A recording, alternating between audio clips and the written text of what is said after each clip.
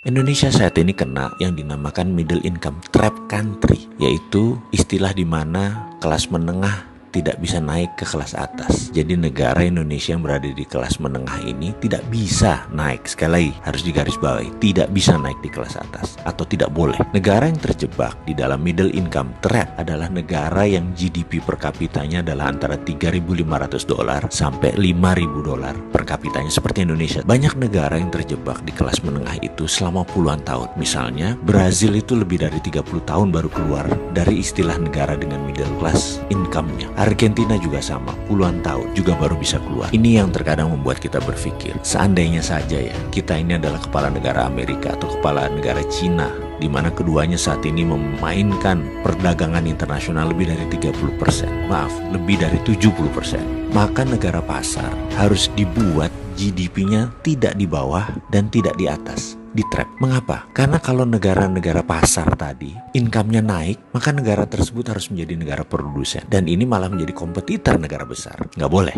Jadi nggak boleh negara tersebut jadi produsen. Kalau negara tersebut miskin, misalnya GDP-nya di bawah 1.000 per kapita, mereka nggak mampu beli barang Cina dan beli barang Amerika, dan kedua negara itu nggak mau membuat negara tersebut miskin. Makanya negara-negara market harus dijebak di tengah. Cara trapnya bagaimana? Dan mengapa harus di-trap atau dijebak? Biasanya negara yang berpenduduk besar yang dijebak di tengah oleh negara kapitalis. Caranya dengan jangan jadikan mereka negara produsen dan manufaktur. Kedua, jangan jadikan mereka swasembada pangan. Terakhir, jangan mereka bisa mengendalikan energi. Ada sebuah perkataan dari Menteri Luar Negeri Amerika dulu namanya Henry Kissinger. You control the food, you control the people.